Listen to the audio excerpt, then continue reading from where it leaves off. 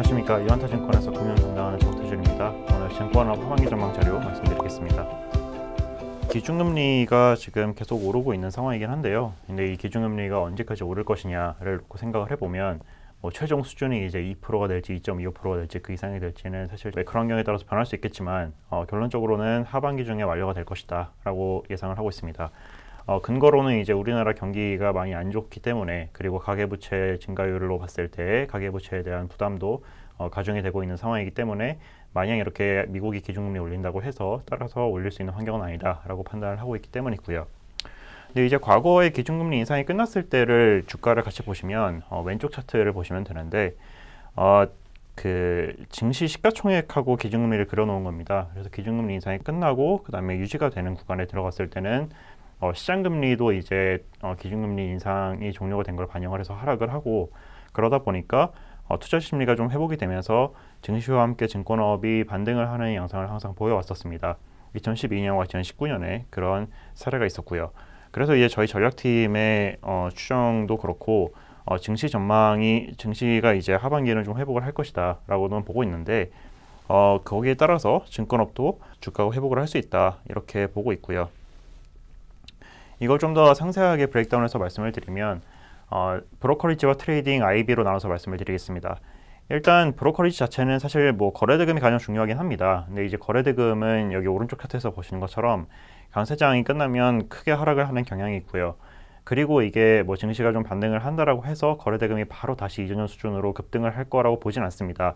기본적으로 변동성이 많이 줄어들었기 때문에 거래대금 자체는 회복은 하되, 그렇다고 작년이나 1분기 수준까지 회복을 하지는 못할 것이다 라고 보고 있는데요. 근데 그럼에도 불구하고 신용공여 잔고는 좀 괜찮을 것 같습니다. 이 신용공여 잔고는 왼쪽 차트에서 보시는 것처럼 시가총액하고 동행을 하거든요. 그러다 보니까 증시가 좀 반등을 해주면 신용도 회복이 돼서 브로커리지에서 이자 부문 수익은 좀 괜찮아질 수 있다 이렇게 보고 있고요. 트레이딩 같은 경우에는 주식, ELS, 채권 이렇게 나눠서 볼 수가 있는데, 주식하고 ELS는 사실상 증시랑 같이 간다고 보시면 됩니다. 그리고 채권 같은 경우에는 1분기 같은 경우에 특히 NH투자증권 같은 경우에 금리가 상승을 크게 하면서, 여기서 말씀드리는 금리는 시장금리고요. 시장금리가 크게 상승을 하면서 채권 평가손이 크게 반영이 됐는데, 그 오른쪽 차트에서 보시면 제가 이제 기준금리 인상이 끝날 때쯤에는 시장금리가 하락을 한다 이렇게 말씀을 아까 드렸었는데, 그런 맥락에 따라서 지금 현재 시장금리도 최근에 급등을 하다가 좀 횡보하는 양상을 보이고 있고, 향후에는 좀 하락할 것이다 이렇게 보고 있습니다. 그렇게 봤을 때 채권 평가 손실이 났던 것도 채권 평가 이익으로 돌아올 수 있는 환경이고 하다 보니까 그런 면에서 트레이딩에서 좀 개선이 많이 될 것이다 이렇게 보고 있고요. IB 같은 경우에는 사실 부동산 PF는 증시랑 크게 상관이 없이 오히려 이제 규제 환경에 좀 더 영향이 있는데, 규제 환경 자체가 크게 바뀌지는 않을 거다라고 보고 있습니다. 그렇기 때문에 현재의 그 시장 위축과 경쟁 심화는 좀 지속이 될 것이다라고 보고 있고, 그래서 PF에서의 성장을 좀 기대를 하기보다는 오히려 증시가 좀 반등을 하면 전통적인 IB라고 하는 IPO 같은 게 좀 더 활성화될 수 있는 여지가 있기 때문에 그런 면에서 좀 더 기대를 하는 게 합리적이다 이렇게 보고 있습니다. 그래서 결론적으로는 키움증권이 지금 하반기 중에는 가장 괜찮아 보이는데요. 이 맥락은 기본적으로 증권업이 펀더멘탈의 레벨업이 되기 위해서는 유동성이 풀려야 되고, 그러면 기준금리 인하까지 기다려야 되는데, 사실 지금 인상이 아직 끝나지도 않은 상황에서 인하를 기다리는 거는 좀 너무 이른 판단이다라고 보고 있고, 지금 이제 말씀을 드리는 거는 기준금리 인상이 끝났을 때 증권업이 반등을 하면 가장 베타가 큰 키움증권으로 대응을 하는 것이 옳다라고 이제 말씀을 드리는 겁니다.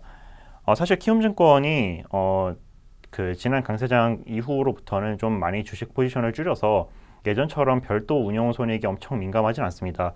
그래서 왼쪽 차트에서 보시면 이전에는 별도 트레이딩 부문 성과가 증시 시가총액 3개월 수익률, 그러니까 QOQ 수익률이죠. 그러니까 증시 수익률하고 동행을 많이 했었는데, 최근 들어서는 그 동행성이 좀 많이 약화된 것을 보실 수가 있습니다. 근데 그럼에도 불구하고 키움을 말씀을 드리는 거는 기본적으로 거래대금과 신용공여의 브로커리지 부문에서 가장 민감한 회사이기도 하고, 거기에 이제 연결 자회사들을 보시면 오른쪽 차트에서 보실 수가 있는데요. 연결 자회사들이 비상장 증권들을 보유를 하고 있는 게 많다 보니까 이게 좀 이렇게 운용을 공격적으로 하지 않더라도 연결 실적은 또 여전히 좀 증시에 민감한 모습을 보이고 있습니다. 그런 면에 있어서 키움증권이 가장 민감할 수 있다. 매력적인 선택지다 이렇게 보고 있고요. 마지막으로 이제 써놓은 거는 그 최근에 종합금융투자 사업자가 됐는데 사실 이게 뭐 부동산 PF 규제가 있기 전에는 PF에서 유의미한 확장을 할 수 있었기 때문에 그런 쪽에서는 플러스 요인이 될 수 있었는데 지금은 말씀드렸던 것처럼 규제 환경이 강한 상황이기 때문에 그쪽에서 뭘 기대할 수 있다기보다는 전통적인 IB가 회복이 될 때 좀 이렇게 신용을 써야 되는 일이 있을 때 그때 이제 좀 기여할 수 있는 정도다로 보시면 좋을 것 같습니다. 또 관심 종목으로 이제 볼만한 거는 삼성증권하고 NH투자증권인데 일단 양사는 지금 연말로 다가갈수록 배당주로서의 매력이 좀 두드러질 걸로 보이고요.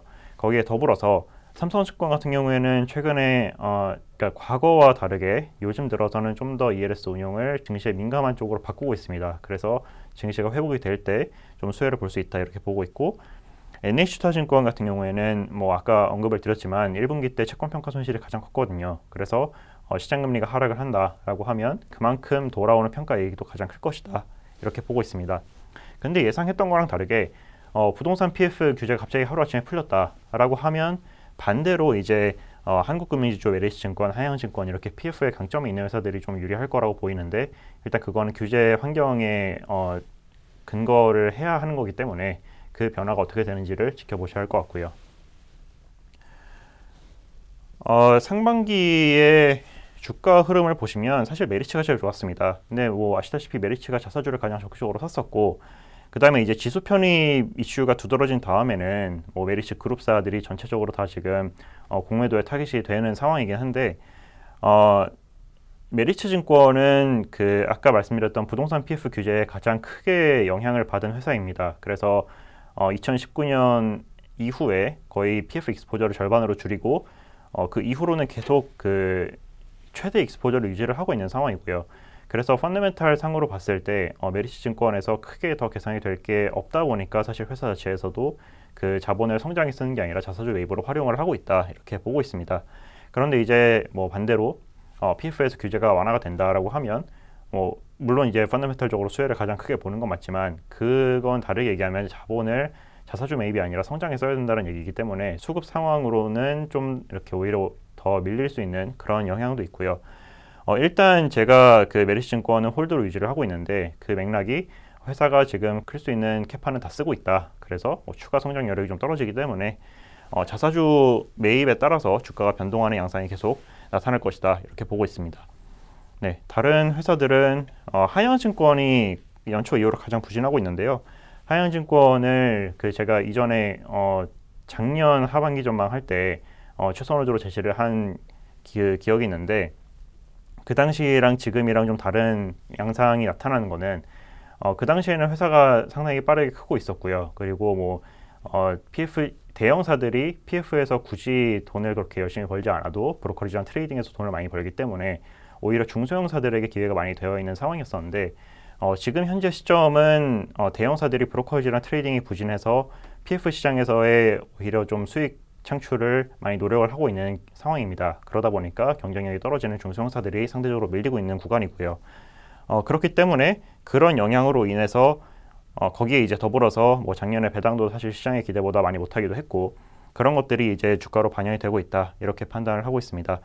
근데 회사 자체가 뭐 성장을 계속 유지를 하는 전략 자체는 크게 변함이 없고 그렇기 때문에 계속 투자 의견 바이를 유지를 하고 있는데 그럼에도 불구하고 일단 단기적으로는 PF 시장에서의 경쟁 심화가 주가로 반영이 되고 있다 이렇게 보시면 될 것 같고요. 종목별 하반기 전망은 그 자료를 참고해 주시면 더 좋을 것 같습니다. 여기는 이제 그 분기별 이익과 YY 성장률을 그려놨는데 글로써 이제 그 자세한 내용을 적어 놓은 거는 자료를 있으니까 자료를 참고 부탁드립니다. 네, 감사합니다.